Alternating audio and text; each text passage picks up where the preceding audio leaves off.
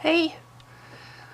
Okay, I started to make another Animoto video, and then I realized that I don't think I can get across my frustration using that medium. What I'm frustrated about is like, okay, this is a good book, Watership Down. Very, very fond of it. It's one of my favorite books of all time. Now, if I were to open this book up and read, a paragraph of it and put it aside and said, okay, well, the story's about somebody named Hazel and his little brother Fiver, and they're on a trek. They're on a trek over through the woods. They're on a trek through the woods, and it looks like they're looking for something. Maybe that's what I get from the little tiny bit that I read from page 135 of this rather, impressively thick book. And I put it down and I go, wow, that was a really good book. I really recommend Watership Down. And, wow, I feel I really know Hazel, the character, and, obviously looks out after his brother and stuff. I would, for my little sampling of the book, that's what my perceptions would be. But for somebody who has read Watership Down 100 million times to hear somebody say that, it's like, no. There's a lot more to this book than... First of all, Hazel is a rabbit.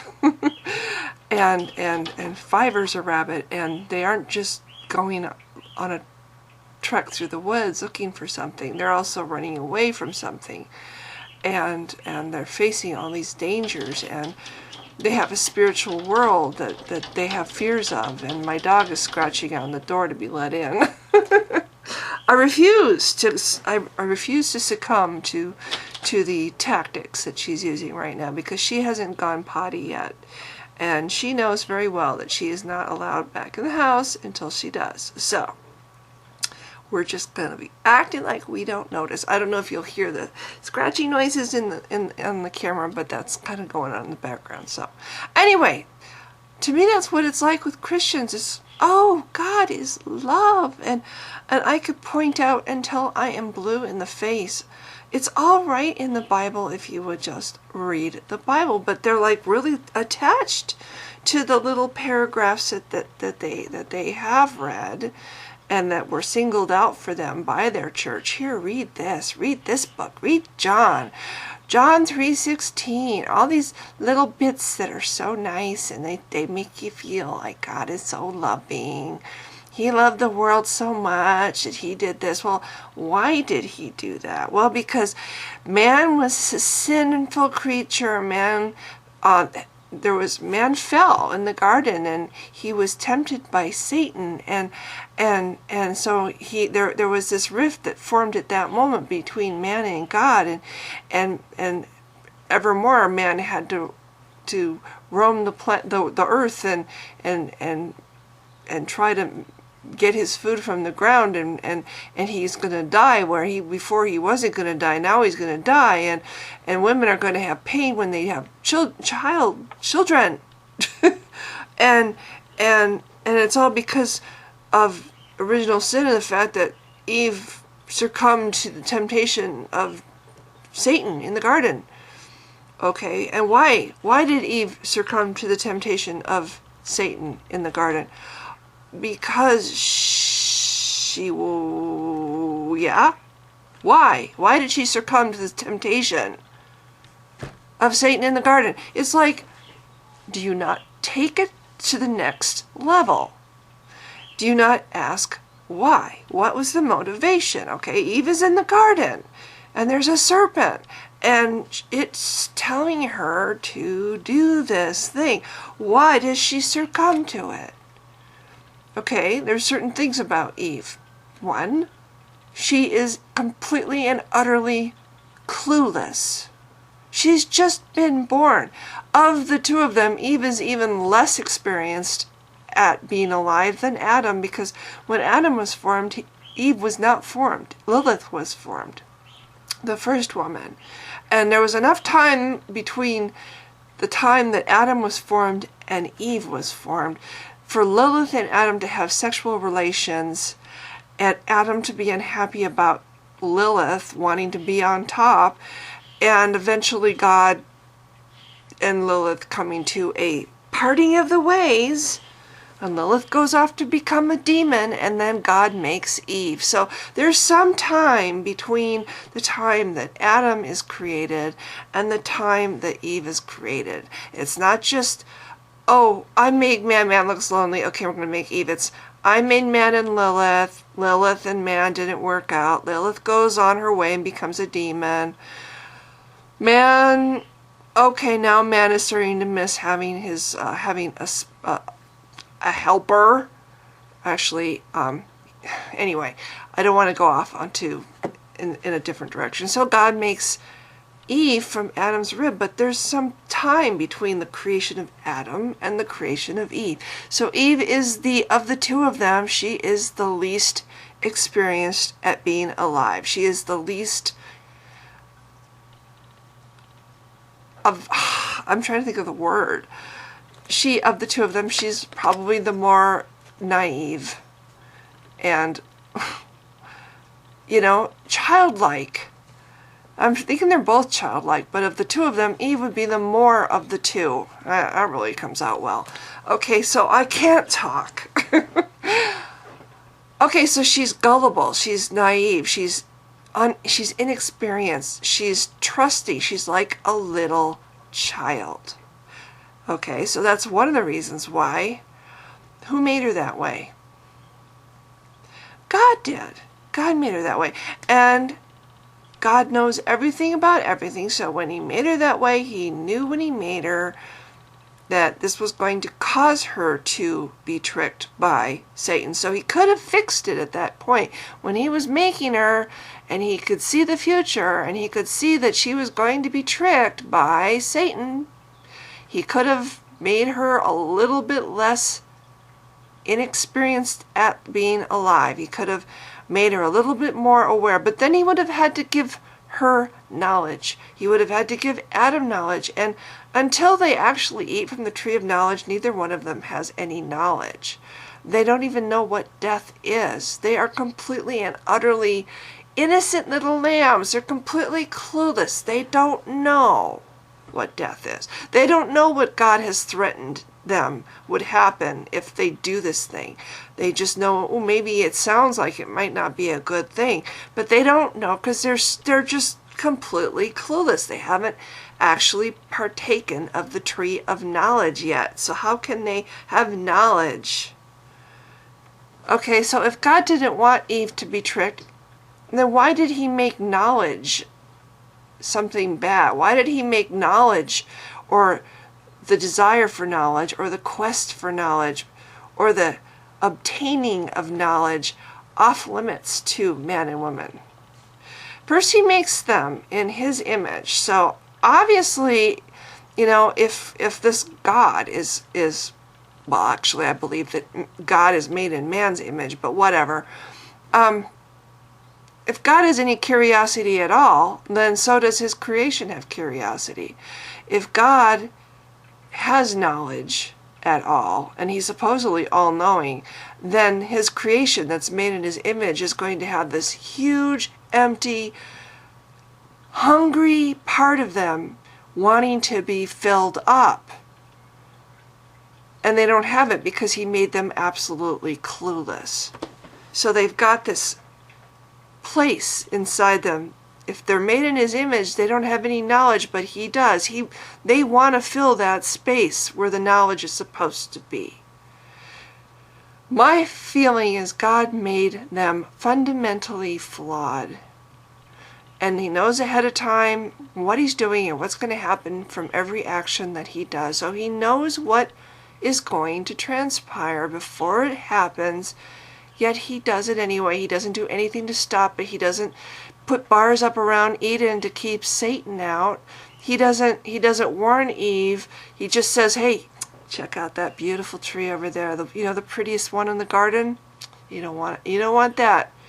And maybe they have some kind of understanding, for Eve has some kind of understanding from what Satan tells her, that is going to fill the huge hunger she has inside that she can't even name. All she knows is something is missing.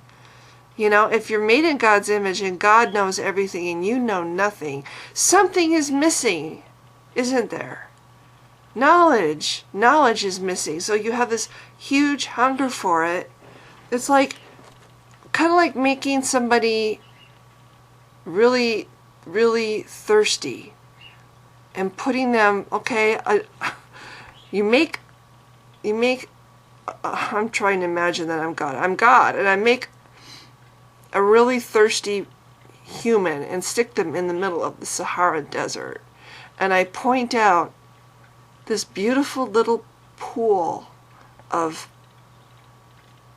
totally clear, clean, cool water. And it's within reach. All they have to do is reach out their hand and they can touch the surface of it with their fingers and feel how cool it is. And I said to this man that I just made, who's just unbelievably thirsty, you can't, if you so much as take one drop of this water, you're going to die. Would it be hard for that man to not try that water, not want to quench his thirst because he's so empty inside and all his tissues are drying up and he just wants to be filled up with that coolness because he's suffering so without it? It's kind of like how I feel like what happened to Eve. Here she is. She's even more clueless than Adam. She has no knowledge of anything. She doesn't even know what death is.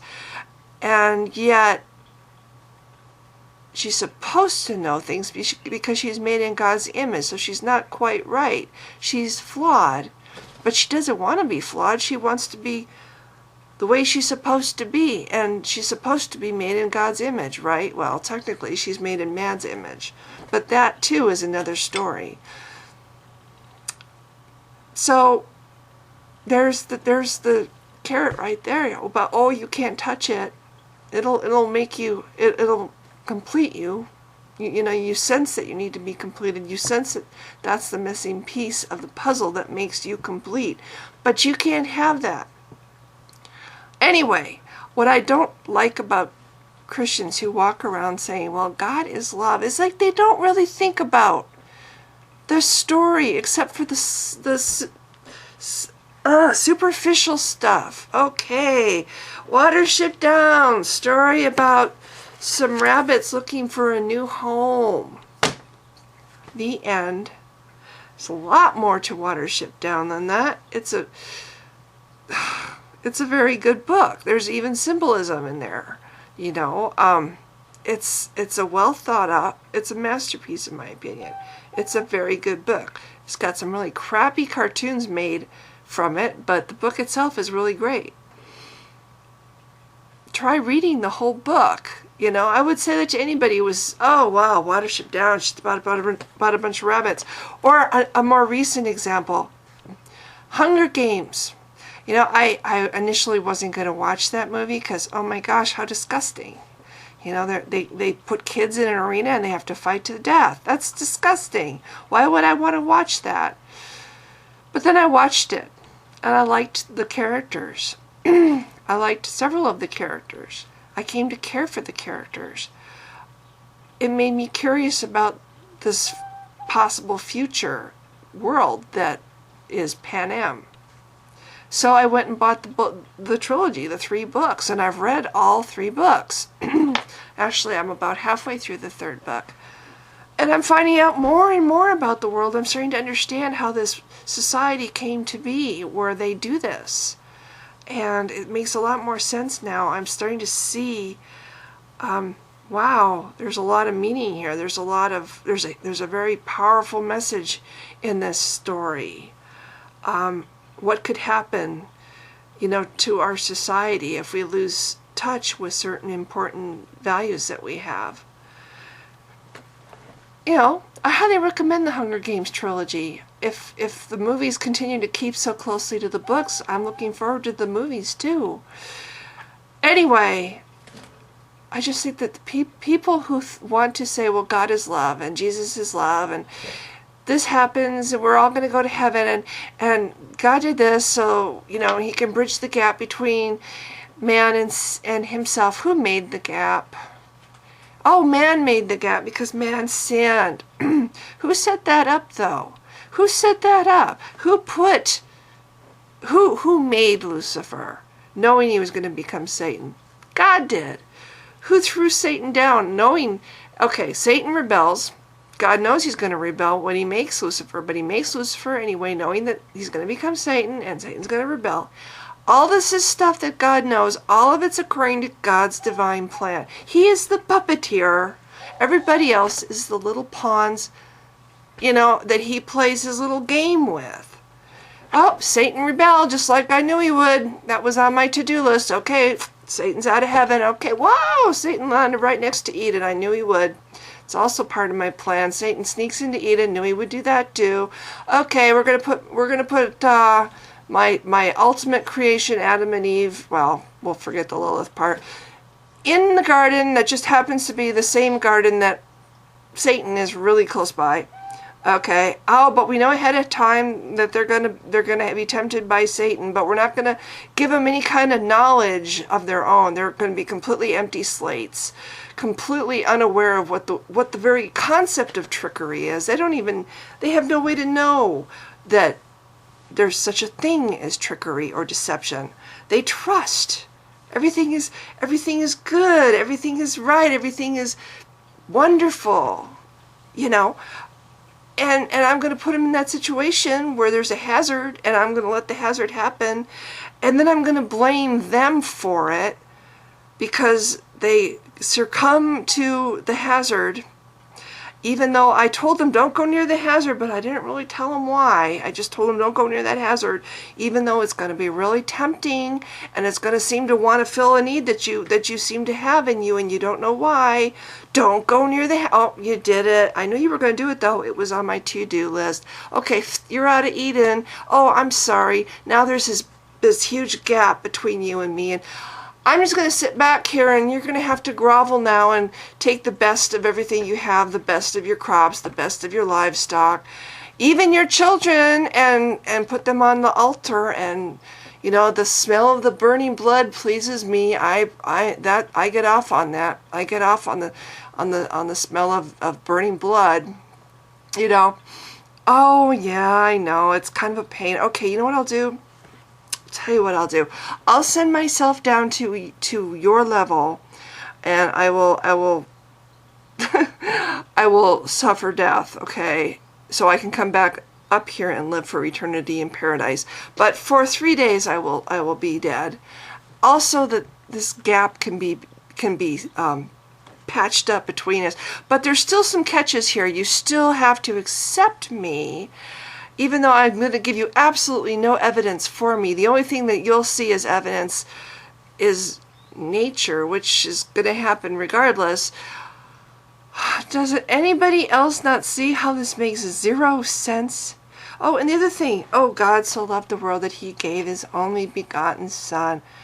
What about, okay, if you want to talk about somebody who sacrifices themselves for humanity, or for God, or to meet God's purposes. What about Satan? Satan's up there. He's God's favorite angel. He's this beautiful, smart, talented angel. He's got everything going for him. He's like the best of the archangels. He's the best of the best. He's God's favorite. And it's all part of God's divine plan that Satan gets to be the guy who turns on him. I don't know how God made Satan the way he did, but Satan was too proud. He was too, aware of his own worth. Got a little too up on himself, a little too big-headed, and pissed God off, and rebelled. Maybe Satan rebelled because he knew what God's divine plan was, and he wasn't very thrilled with the idea. What? I have to do what? I have to become what? No, I don't think I want to become that. I'm supposed to be your favorite angel. Well, oh, I guess you're gone. You don't like the idea that I've planned this out, that you get to fall and become this evil, nasty thing that does all my bidding for me and imprisons all the people that I don't like in hell and makes them have to suffer because they don't believe in me. I don't know, but it just seems to me that Satan's punishment is eternal damnation in the fires of hell, whereas Jesus suffered death and a little sampling of hell for 3 days. What did Satan do? Satan was created. That's what Satan did. Satan was created by a creator who made him exactly the way he was made, just exactly for the purpose of what he did. It was all part of God's divine plan. Everything that Satan did, everything that happened in the garden, everything that happened to Adam and Lilith and Eve, all of it is set up to happen. It's all part of God's divine plan. It was part of God's plan for this rift to be created. It was part of God's plan for mankind to have to go through generation of living in fear of God. Oh, we have to be very careful and not pick up sticks on the Sabbath or we're going to be stoned to death. Oh, we better not have... Oh, I'm sorry. Is your son insolent? Well, it says in the law that we have to take him out and stone him to death. I'm sorry. I just have a really hard time with why Christians can't see the driving force behind this whole thing. They act like, it's okay for God to be all-knowing, and God's all-knowing, and he can see the future, and he's all-powerful, and all these things, except in this part in the Bible, right here, where he forgets and he regrets having made man. How can God possibly regret anything? An all-knowing God who can see the future, how could he regret anything? And yet in the Bible he actually does regret. In the Bible he actually changes his mind. In the Bible he actually acts just like a person does. He gets jealous. Excuse me? He's unhappy when he doesn't get enough praise. Would a God who made all the universe care if little peon life forms on this one tiny little speck of a planet were praising him or not? That would be like me caring whether or not the ants out in the front yard know that I exist and are afraid of me. Are the ants afraid of me? Maybe I should go over there and stomp on their little anthill and try to get them to realize that I am, that I control life and death and I can say whether or not they live or die. Or would I really care about what the ants think of me? Would I take time out of my day to try to show my power to the ants, how powerful I am, so that they would live in fear of me? I don't think so. So why would this God give a rat's ass with these little tiny whatevers on this little speck of dust in this huge universe? Why would they care if the women braid their hair or wear gold in church or speak in church or teach men or have jobs or whether Joe and so-and-so's son is insolent or so-and-so's daughter is a virgin on her wedding night? Why would this God give a rat's ass about any of this stupid, trivial, little human stuff? Anyway, I'm sorry. It's just... Read the Bible, please. Read the whole thing. Read the Bible. Then tell me that this is a loving God, or tell me that this is a God at all, rather than just a made-up creation that humans made up. It's a reflection of some really power-hungry, corrupt human beings that put him up there. They're a reflection of that. And he's not worth worship. He's not worth praise. He is certainly not worth giving any time and devotion to. If he was real, what is he going to do one day? He's going to throw everybody that doesn't measure up into a lake of hell to suffer and burn forever. And it just blows me away that really good, kind, caring people actually think that that's a good, loving God. I don't understand. It's like they have this mental block in their heads. How can they not see the evil that is manifested everywhere? Read this fucking book. Just read it and then tell me that he's loving, please. Okay, you know, sometimes I just talk, and I don't really think when you just talk on a video, it's a rant. Sometimes I think just talking is just talking. But this is a rant.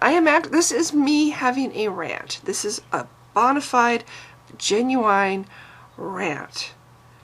And I'm sorry, but I really get tired of hearing the same fucking thing over and over. God is love. He loves you so much, he sent his only begotten son down to die for you. Huh? Why don't you go back to the very beginning? The story that made all that other stuff necessary. The story of Adam and Eve, and ask yourself, what the fuck God would do that? Anyway. Okay, we got it out of our system. I have to feed my cats now before they have a mutiny. Sorry if I got too cranky, but it's just kind of been on my all day, you know? So, thanks for listening if you have. Bye.